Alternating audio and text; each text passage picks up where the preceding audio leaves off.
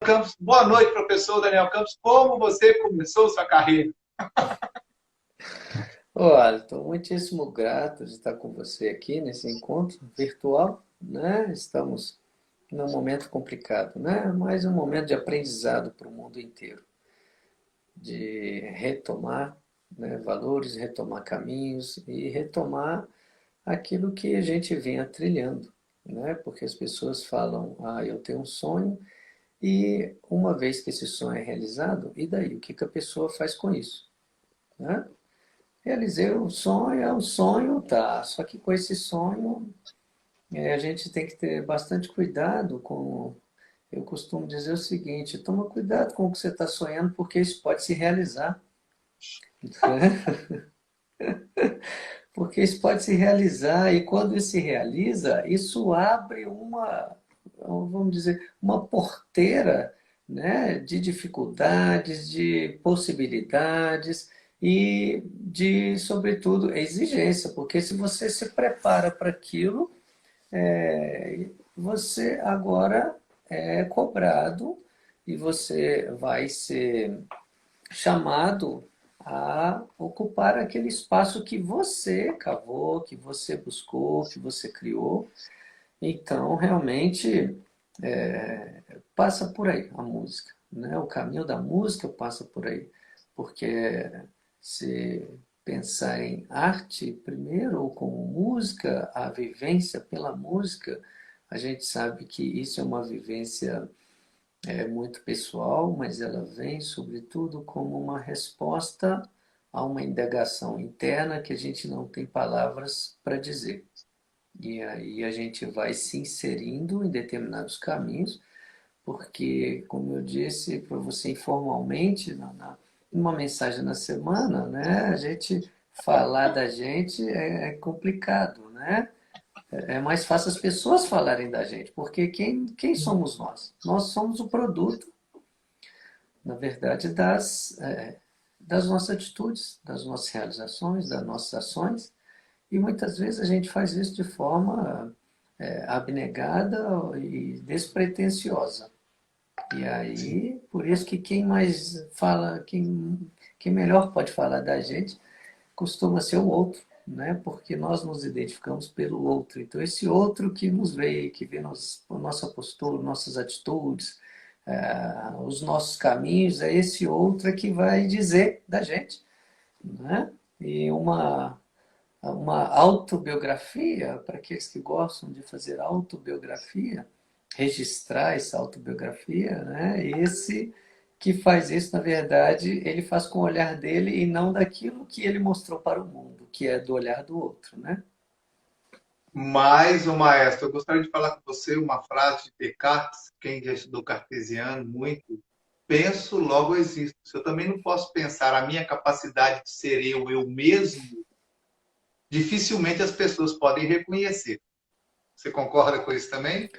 Sim, o Descartes, quando coloca essa frase, foi muito interessante, porque numa fase em que a ciência estava se estabelecendo, né, como campo de investigação científica, e aí, um pouquinho para frente, teve um grande neurocientista português, de nome Antônio Damasio, que escreveu uma obra maravilhosa de nome O Erro de Descartes.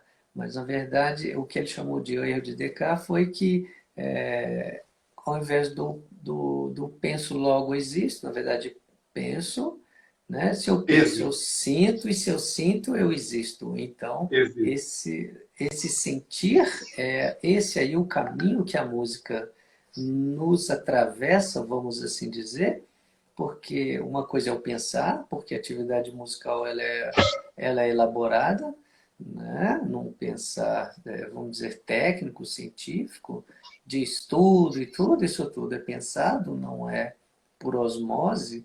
E então, quando a gente fala do sentir, é o sentir, é o que é que isso está impactando na gente, né?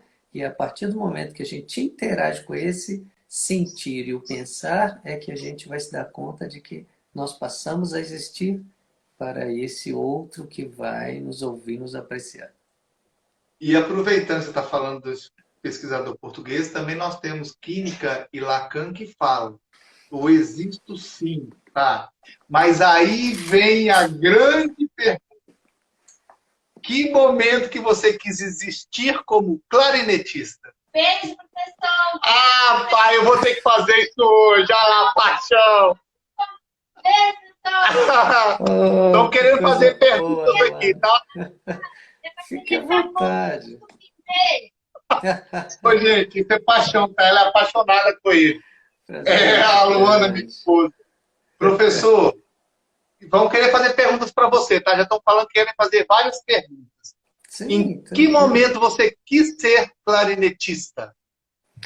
Olha, quando Alton e todos os colegas, né, uma boa noite a todos, porque perdoe-me que o horário, eu não consegui entrar pelo computador como eu supunha, e eu atrasei a minha entrada. Peço desculpas a todos, tá? Então, boa noite a todos. E esse pensar, quando a gente começa a existir, no caso para o clarinete, Alton, esse existir passa por alguém, né? Nós nos constituímos a partir de quê? A partir de um outro, tá? Esse outro é que nos constitui, que faz com que nós nos constituímos. Então, esse outro, na vida musical, eu devo muitíssimo à figura, né, do nosso magnânimo maestro, o professor Francisco José Pires Guimarães, que com a banda 12 de Março, que hoje ainda tem sede no bairro Vale do Jatobá, em Belo Horizonte, esse é essa é a pessoa que todo e qualquer qualidade ou adjetivo que nós pudermos denominar, direcionar a ela, na verdade, ainda será pouco pela dimensão do trabalho, dimensão da humanidade que ele possui e do esforço da missão, né, que ele abraçou a essa causa de formar, né, de constituir, vamos assim dizer,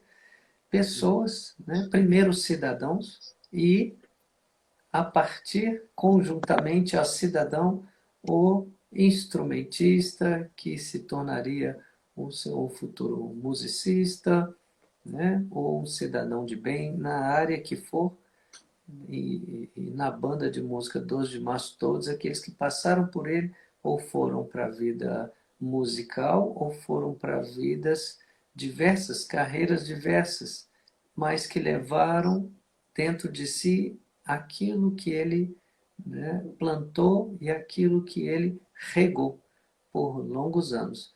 Assim sendo, a colheita, né, natural vai ser feita, né? Depois de um plantio belíssimo e um cultivo maravilhoso, né? Persistente.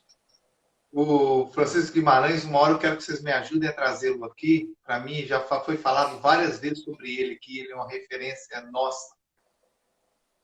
Acho que é um maestro que o Brasil inteiro precisaria de reconhecer mais pelo seu trabalho maravilhoso, igual você fala, e tantos outros amigos que tiveram aqui.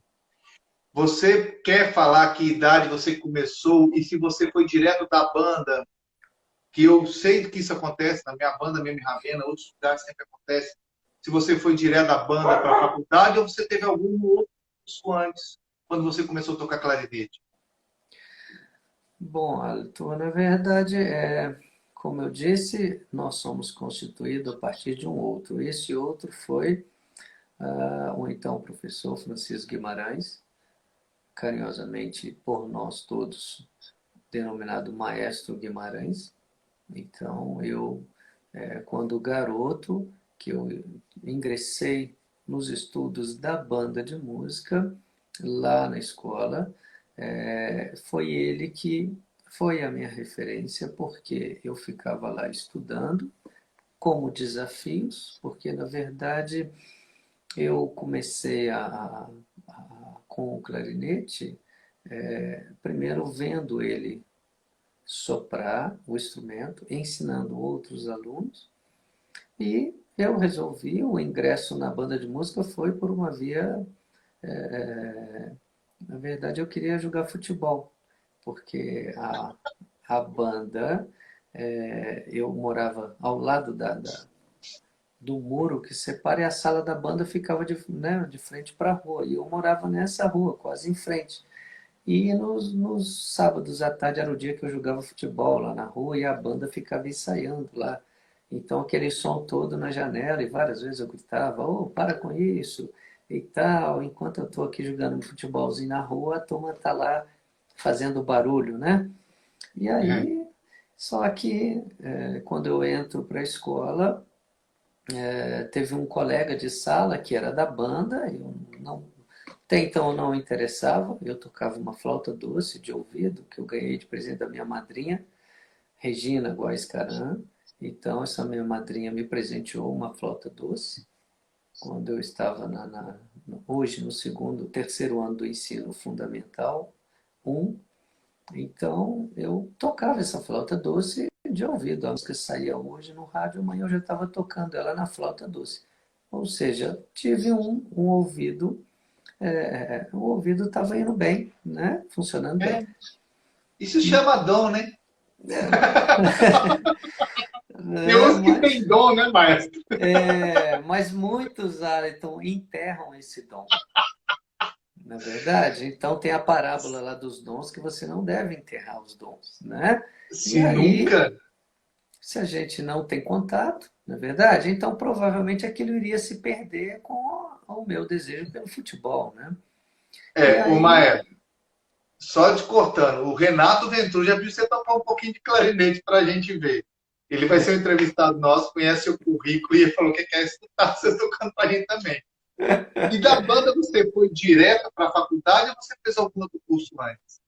bom, na banda, então o nosso maestro Guimarães, na verdade, como é que era a dinâmica dele? Ele era o verdadeiro maestro, mestre de banda, o maestro de banda da maioria das bandas, né, do Brasil, em que tinha a figura do maestro, não tinha professor específico de instrumentos. Então, o maestro é aquele que estuda, que aprende ali o beabá de cada instrumento, né? Há uma escala primeiro para colocar o aluno em contato para atender a necessidade da banda.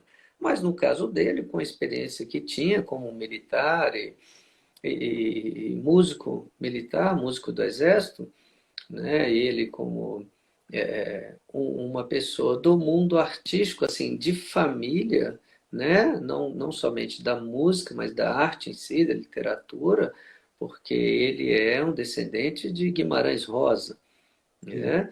Então, ele de Cordisburgo, terra de Guimarães Rosa, ele é um descendente de lá, então ele teve um contato com a música e esse dom artístico fez com que ele se transformasse, né, nesse maestro, literalmente um maestro de banda, que aprendia a tocar um pouquinho de cada instrumento para poder ensinar os alunos. E eu fiquei na banda um bom tempo com ele, porque ele já era músico militar experiente, já tocou na Orquestra Sinfônica Mineira, tocou, foi clarinetista, foi oboísta, tocou oboé também, porque na época o maestro, é, é, nome do maestro, autor daquele dobrado Seresteiro, muito conhecido em São João del Rei, me fugiu o nome dele agora. Bom, já já alguém vai lembrar para a gente aí, dobrado Seresteiro. E então, esse maestro, ele precisava de um oboísta na época, na orquestra, e aí um oboísta passou mal e não estava sentindo bem, e eles tinham uma agenda marcada de operetas e tudo, e tinha vários solos de oboé. E solicitaram João Cavalcante. Perfeito, Giovanni, muito obrigado.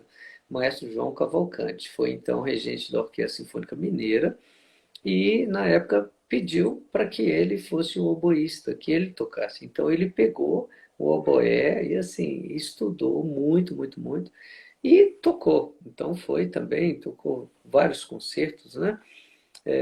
Então o maestro Francisco Guimarães, ele nos acompanhava enquanto alunos iniciantes, nos acompanhava até certo nível, né? A partir de determinado nível, eles falavam, ele nos indicava, agora vai estudar com o professor tal, vai estudar com o professor tal. Por quê? Porque ele precisava também dar atenção aos mais novos que estavam chegando. Quando você já atinge um nível de trabalho, de compreensão e de desenvolvimento, então ele recomendava que você fosse estudar com um profissional. E à época ele me recomendou ingressar no Cefar, no Centro de Formação Artística, né, que utilizava instalações do Palácio das Artes.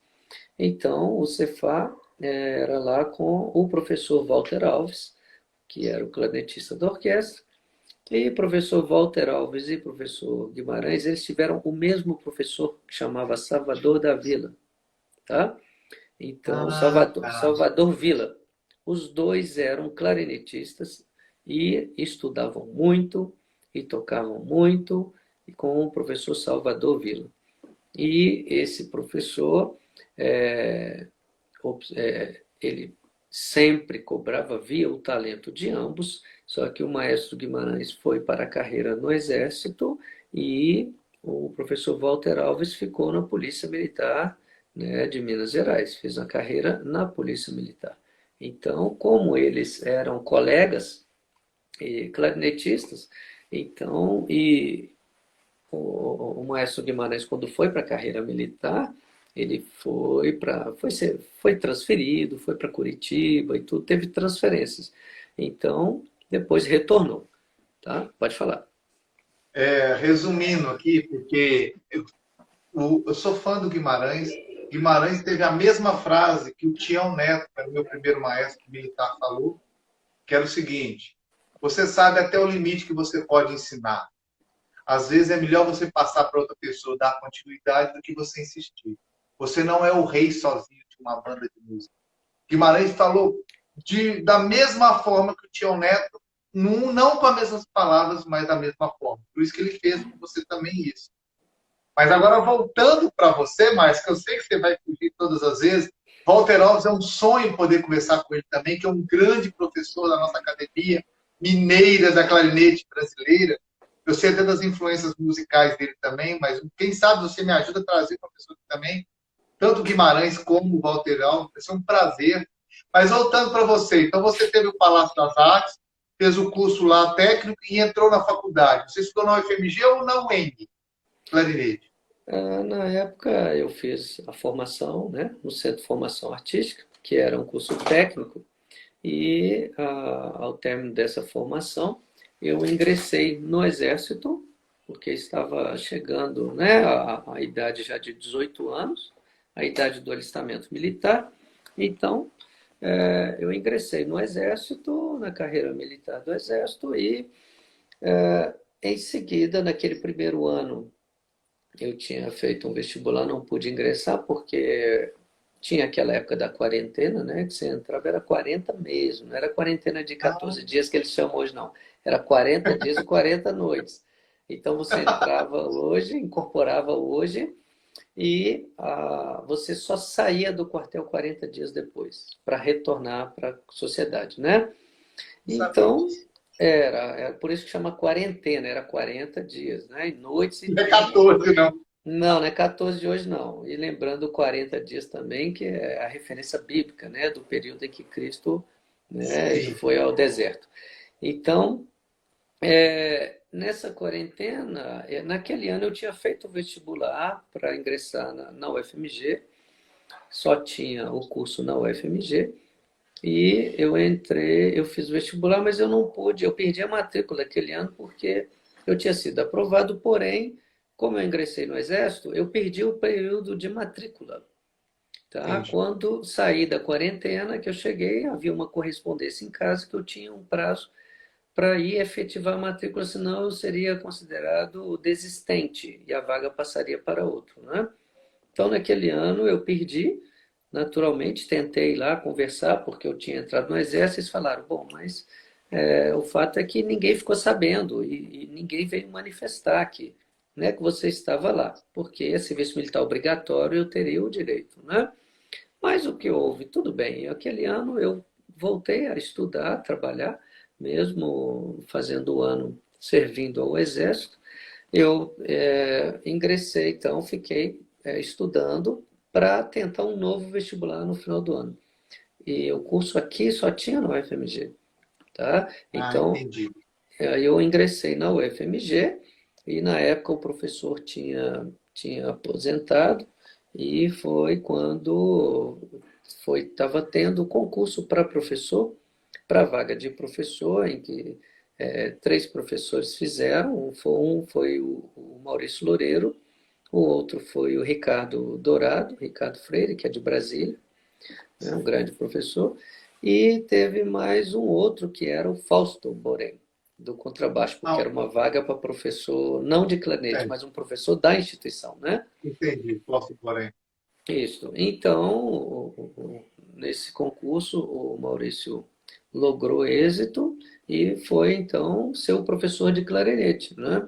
E aí eu ingressei o curso, né, aqui, quando ele chegou, fui o primeiro aluno dele aqui a graduar na UFMG, né? Depois da UFMG, eu fui, quando eu me graduei, aí fui para o ENG, abri um concurso para professor, né? Isso deu um problema danado aí, porque, né, o chamado Lei 100 atual, né? Aquele problema de Lei 100, mas na época nós fizemos um concurso com todos os formatos da, da divulgação pública, né, de todos os princípios que rege lá o nosso artigo 37 da Constituição. Então, foi feito um edital, foi divulgação pública, foi aberto, nós tivemos que fazer prova de instrumento, prova de didática, prova de título, fizemos todas as etapas naturais do concurso, tá? Mas como eles chamaram de processo seletivo e não de concurso, né? Veio toda essa política aí que fez com que nós todos daqui fizemos aquele processo, né, aquele concurso público, porque um concurso público, na verdade, ele é o quê? É um processo seletivo, né? Seletivo. É um processo seletivo. Então, passamos por todas as etapas naturais de um concurso público. Só não chamou concurso público, mesmo assim não reconheceram. Mas aí eu ingressei na UENG, né, Universidade do Estado de Minas Gerais, ingressei na UENG, e lá não existia o curso de clarinete. Com o meu ingresso lá é que nós criamos o curso de clarinete, foi criado, Ah, entendi. né? Eu ingressei, foi criado o curso de instrumento, clarinete.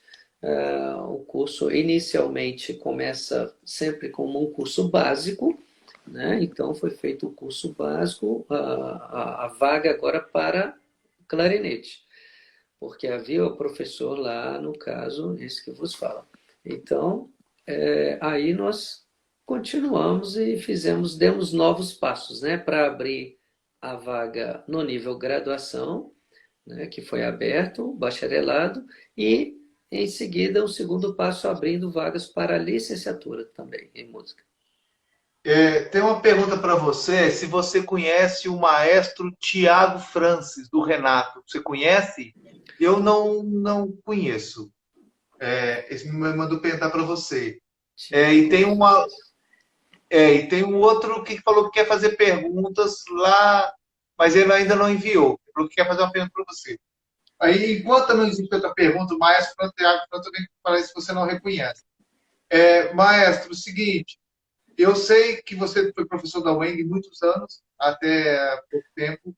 Sei também que, como experiência musical, você formou na Federal, formou no Falar das Artes, dos Passos, e também sei que você foi do Exército e reformou no Exército, não é isso mesmo? Como experiências mais antigas, não atuais, né? Não chegamos às atuais ainda não. Então, você também teve um tempo no Exército, né? Você foi clarinetista do Exército, você foi regente também no Exército, o clarinetista. Não vou falar só clarinetista, não, porque já é quase difícil você clarinetista numa corporação pública brasileira. Vou tratar militar, mas deixa de ser público. Eu sei como é que é a situação, não podemos entrar nesses assuntos. Além, nessa época, nesse período, você era. Eu não entrei na sua formação ainda, não, que eu acho que é a mais interessante, que é a outra do mestrado, que é a do segundo também. Mas nessa época você era professor da UENG e, e era músico do Exército, não era isso mesmo? Correto, olha, inclusive na época, quando eu fiz esse concurso na UENG, tá? Eu como militar do Exército, eu era militar, né? Porque após fazer o serviço inicial, ou serviço obrigatório, então eu fiz o engajamento, que é a continuidade, e aí eu fiz um concurso público para ser realmente um militar de carreira, tá? Então Ah, era um concurso para sargento, tá? É a escola de sargento. Então você faz um concurso público para ingressar como agora na modalidade de carreira, não como militar temporário. E entendi. aí, né, e eu era militar e tudo, e quando surgiu esse concurso na UENG, né, eu, como militar, eu não poderia fazer um concurso sem solicitar autorização, porque todo militar, ele precisa de autorização. Então, eu solicitei a autorização ao comando, via documento interno, né, regular, solicitei a autorização para fazer o concurso, com toda a discriminação do que era o concurso, né, para professor da Universidade do Estado de Minas Gerais e tal. E eu tive o deferimento da minha solicitação porque a legislação permitia. Entendi. Quando eu era militar do Exército, a, a legislação permitia que você pudesse acumular o cargo, tá? Não havia problema de você, desde que fosse em horário compatível. Então, como a vida militar, você tem um horário de início e término de expediente, que eles falam, né? Então, a minha aula, as aulas, o tempo que eu trabalharia na universidade seria a partir daquele horário, né? Então, não teria problema de compatibilidade de horário. Então, assim eu fiquei, fiz a carreira como militar do Exército e como professor, e atuei também como professor, né? Então, esse foi o período, assim, a trajetória como militar e no Exército eu fiz a carreira como clarinetista, né? Procurei fazer os cursos militares que eram possíveis ao militar, porque eu sempre penso que uma vez que estamos numa carreira militar, você é um militar. Infelizmente, a gente ouvia muitas falas dizendo o seguinte, de colegas, dizia, não, eu sou músico, eu não sou militar. Então eu falava, colega, então você está no lugar errado. Você é um militar músico, né? Você veste a fada, você não é um músico militar, você é um militar músico, porque a carreira é militar. Então, eu fiz vários cursos, procurei fazer vários cursos da carreira militar, me inteirar da legislação militar, porque a carreira é militar, não tem como, né? Mas, paralelamente à carreira militar, eu tinha aquilo que eu destinei também como uma carreira musical, né? Então, eu ingressei na universidade como professor e por isso foi possível e compatível exercer as duas atividades, como militar e professor. Obrigado, professor. Eu tenho um grande amigo, que eu sou padrinho até do filho dele, que é o Paulo Arlindo. O senhor deve conhecer o trombonista da Orquestra da Polícia, que também reformou agora. Que ele cansou de me falar isso. As pessoas confundem as coisas. Eu sou músico militar. Antes eu sou um militar. Eu tenho as funções militares. Parabéns, você é a segunda pessoa que deixa claro para mim que ele fala que as pessoas confundem isso. E ele conseguiu chegar, quase que virou regente. Ele falou que não virou regente porque ele não queria virar regente militar. Ele falou que é uma outra. Mas essa clareza ele sempre deixou, tá? Eu fico feliz de você deixar isso claro para a gente. Mas aí, agora eu queria te fazer uma pergunta. Por quê? Eu gosto que as nossas lives não sejam grandes. Elas deixarem expectativa para uma próxima. Eu acho que as lives muito grandes, depois de 40 minutos, elas ficam meio maçantes. Mas aí eu queria te fazer uma pergunta importantíssima. Em que momento você quis virar neurocirurgião fazendo as suas especializações, seus mestrados nessa área? Explica para mim, que eu também fui para a religião, eu saí da música também. Qual que é esse momento, mais desse encontro da neurociência com a música? Quando você sentiu essa necessidade? Muito bem, Alto.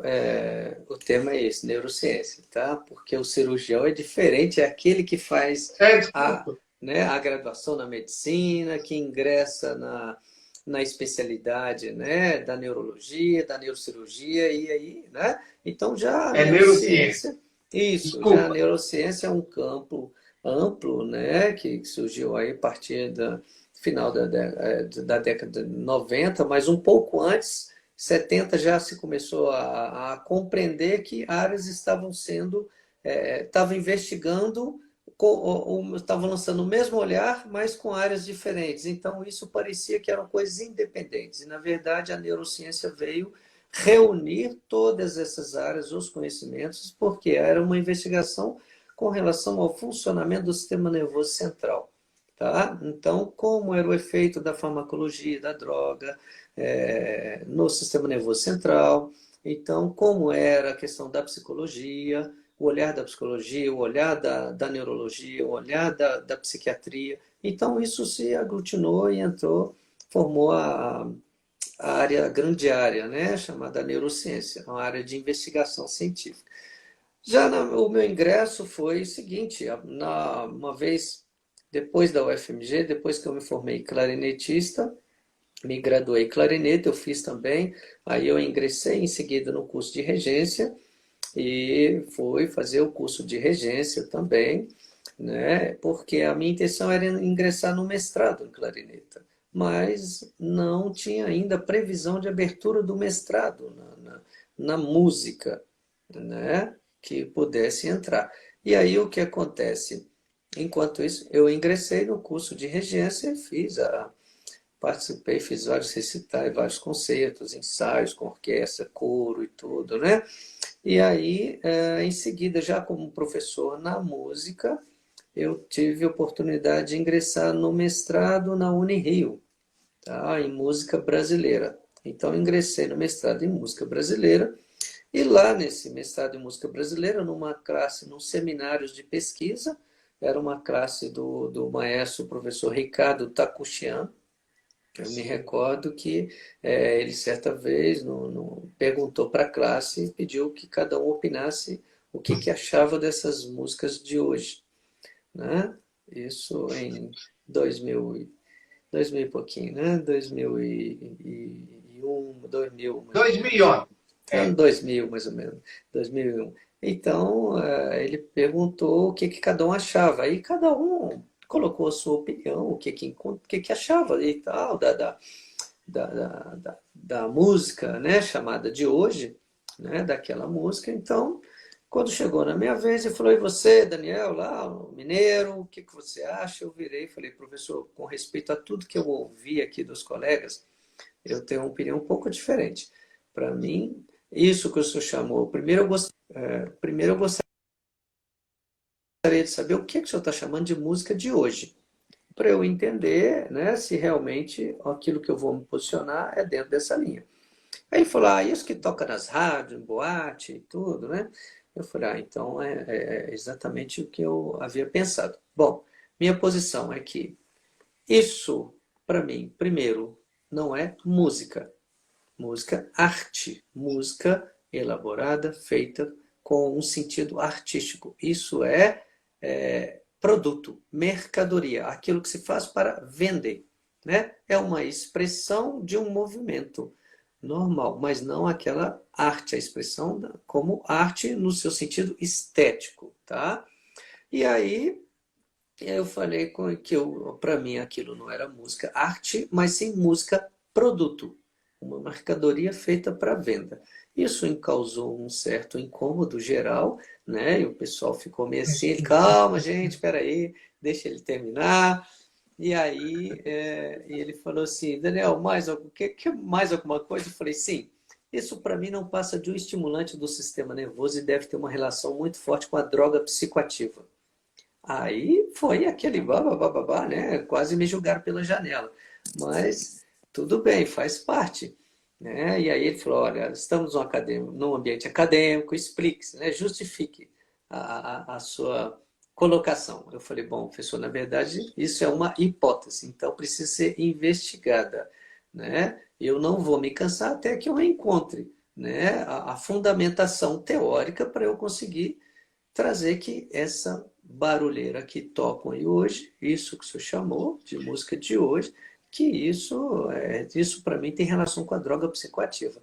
E aí eu tinha uma aluna na UENG, na escola de música, que era esposa. Ela era uma aluna do curso básico, eu era professor de percepção musical, e essa aluna era casada com um neurologista, tá? Ele era um neurologista da Polícia Militar. E aí ela falou, olha, Daniel, eu acho interessantíssimo isso que você falou e tal, porque eu colocava para eles o que eu pensava.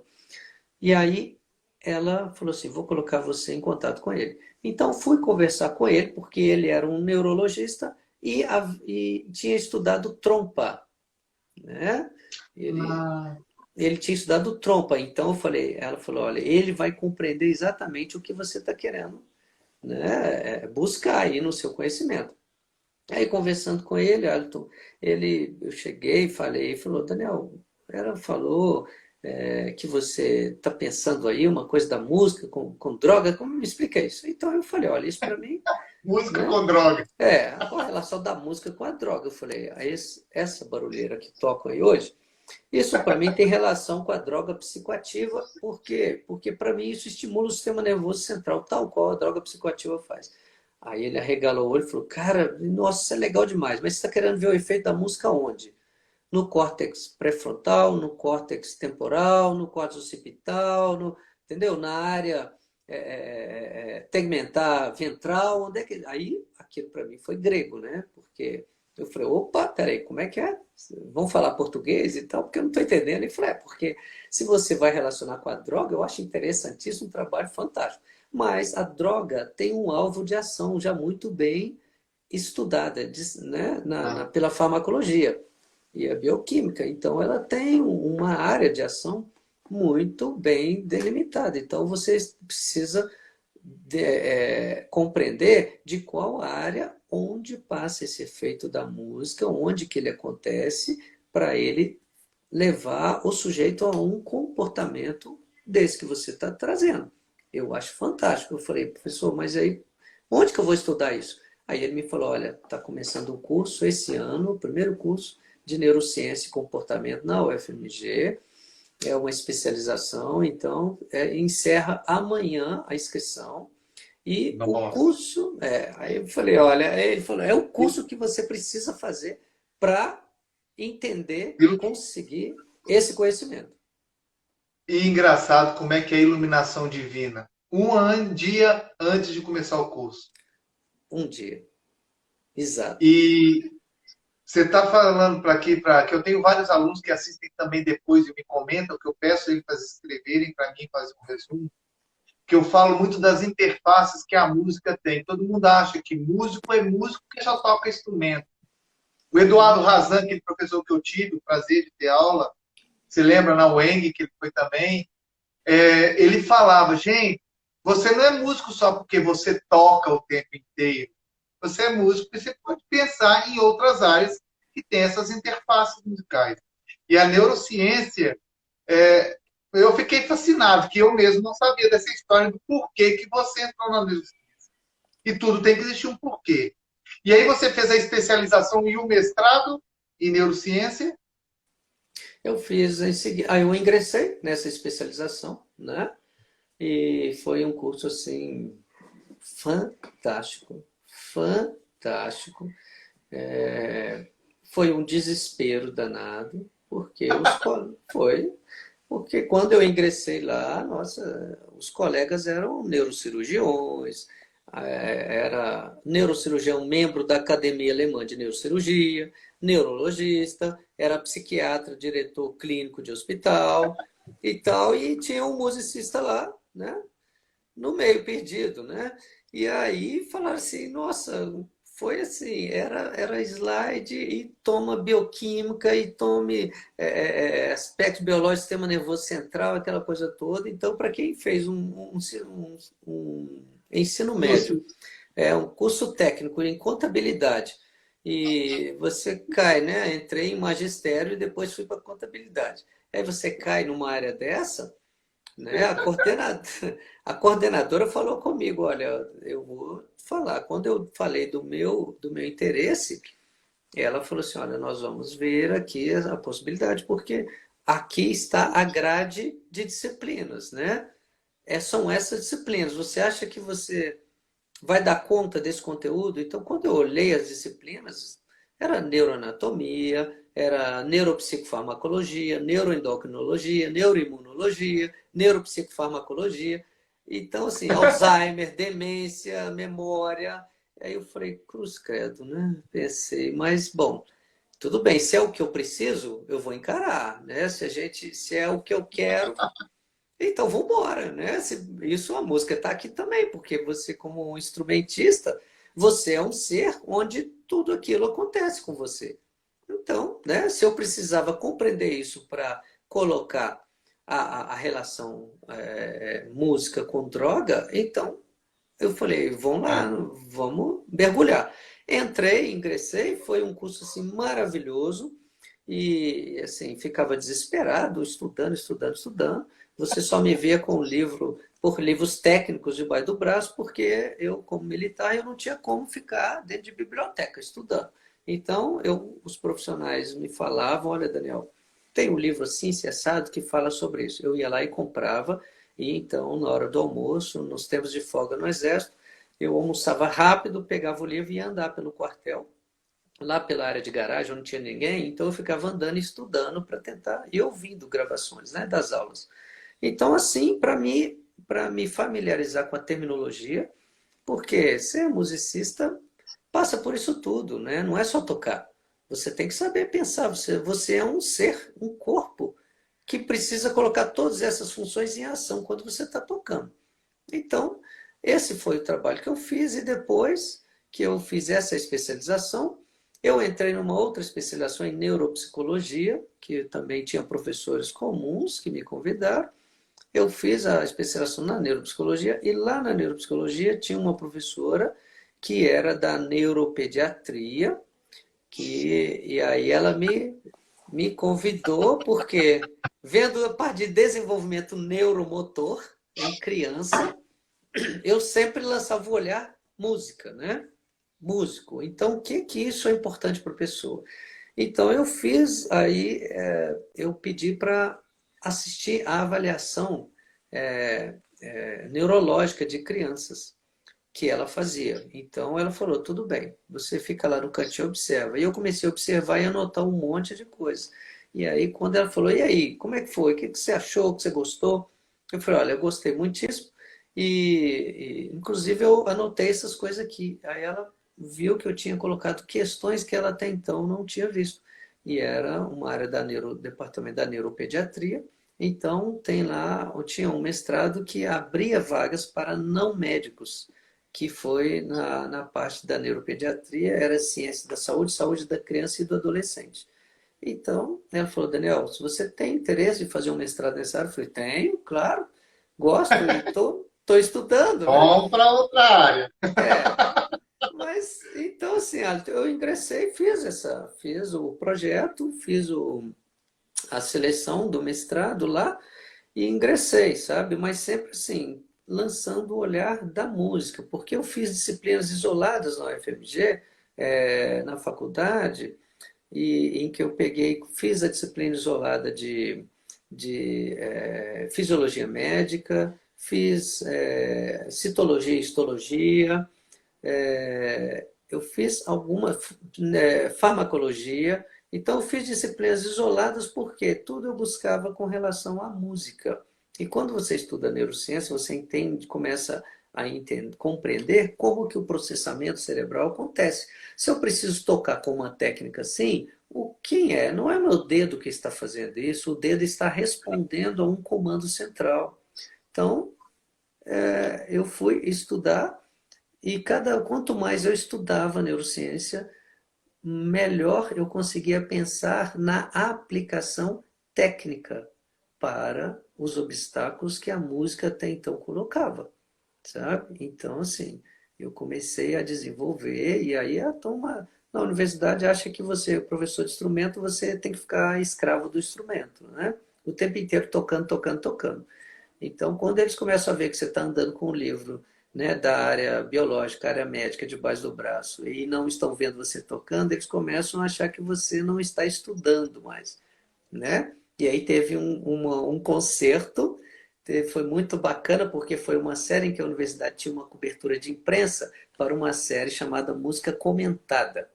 Tá? Então, esse música comentada, eles fizeram uma reunião, porque ia ter toda a cobertura de imprensa e era para a gente se manifestar quem ia querer tocar o primeiro concerto, que estava marcado para o final do mês. Tinha 25 dias para a apresentação. E aí todo mundo arregalou o olho e falou, não, mas agora, assim, desse mês eu tenho que estudar. Aí eu virei, eu olhei para um lado para o outro e falei, uai, mas peraí, vocês ficam dentro de sala estudando o dia inteiro? Vocês não têm um repertório pronto? Entendeu? Aí eles olharam assim para mim e ficaram, gostaram não. Eu falei, porque todo mundo fala que eu não estou estudando. E que vocês estão estudando muito. E tem um concerto marcado. Ninguém pode se apresentar como voluntário para participar do primeiro concerto. Aí ficou todo mundo calado. Eu falei, então eu vou. Eu vou fazer. Aí recalaram o olho. Ele falou assim, pô, o cara não está estudando nem nada. Quero ver ele passar vergonha. Então, nesse dia, aí chamei uma colega pianista para acompanhar. Ela falou, ela regalou o olho e falou, nossa, mas o que nós vamos tocar? Eu falei, você está acostumada a acompanhar os alunos de clarineta? Então escolhe uma música do repertório de clarineta que você gosta. Ela escolheu Sonata de Poulenc. Aí eu falei, ótimo, então vamos fazer Sonata de Poulenc. Então eu passei a... Facinho. E a primeira parte, como é que vai ser? A primeira parte eu vou fazer duas peças solos. Então eu peguei duas peças de alto nível, de alto grau de dificuldade técnica. Uma delas não tinha sido apresentada aqui ainda, em Belo Horizonte. Então eu peguei duas, uma sonatina, Miklos Rosa, e uma sonata de Stan Weiner, 3 movimentos. Então eu peguei e falei, vou estudar, vou apresentar essas duas peças. Estudei sobre os autores, fiz um estudo da obra, e aí, a primeira semana foi fazendo essa leitura, tá? Primeira semana, buscando tudo sobre a obra. A segunda semana foi fazendo o estudo técnico sem soprar, porque eu estava estudando outras coisas. Então, eu estava fazendo o estudo técnico, leitura da partitura e vendo os pontos difíceis, complicados, e como eu ia resolver aquilo. Então, a segunda semana. E aí, no final da segunda semana, eu já comecei a soprar, porque eu já tinha uma compreensão daquela obra. Aí, a terceira semana foi colocar debaixo dos dedos, né? E aproveitei e fiz o scanner de toda a obra e coloquei no PowerPoint, porque, além de apresentar, eu ousei, foi uma ousadia, colocar a partitura para que todos acompanhassem a partitura. Então eu falei, já que querem ver mesmo se eu estou estudando ou não, né? Já querem ver se eu vou passar vergonha, não tem problema. Então eu vou colocar a partitura lá e todos vão poder acompanhar. Então foi muito interessante, né? Porque o título eu coloquei assim, razão e interpretação na obra musical, sabe? Então eu expliquei, mostrei como que a obra foi escrita, os pontos, né? Falei sobre os autores, os pontos principais da obra e tal, tal, né? Eu falei, bom, então agora que eu expliquei, né? Eu vou tentar trazer para vocês a performance dessas obras e vocês vão poder acompanhar a partitura, até mesmo porque vai ser bom que se eu errar, vocês vão poder identificar onde foi que eu errei, né? Aí ficaram, se estranharam, o auditório estava lotado, aquele auditório cheio de cadeirinha do lado, muita gente em pé observando, né? E a turma lá em peso. Então, eu fiz a performance daquelas obras, coloquei com o PowerPoint, pedi um aluno para ir passando o slide. Então, ele falou, nossa, foi difícil até acompanhar a leitura para passar os slides, né? Porque eram coisas muito ligeiras, muito rápidas, né? Tecnicamente falando. Então, olha, eu fiz esse trabalho e assim, o pessoal não teve o que falar, porque foi tudo ao vivo e a cores, inclusive com o famoso, como eu digo, da cara a tapa. Eu não só toquei, mas coloquei a partitura daquilo que eu ia tocar, né? A colega ficou inibida quando eu falei que ia pôr, eu falei, não, não se preocupe, eu só vou colocar na peça solo. Então, somente nas peças que eu fiz solo, tá? Até para não Claro, inibir a colega. E claro, claro. aí, eu fiz a performance, então assim, esse foi o caminho em que eu ingressei, fiz um mestrado na neurociência, e aí na parte na neuropediatria, na saúde da criança e do adolescente, Então, esse foi o caminho em que eu fui percorrendo, porque uma coisa é o que a música faz para a gente, agora outra coisa é o que que você leva para o outro, o que que a sua música promove no outro, né? Ô, maestro, eu queria falar com você que é maravilhosa a sua experiência. Nós geralmente fazemos 40 minutos, nós já estamos conversando há 50.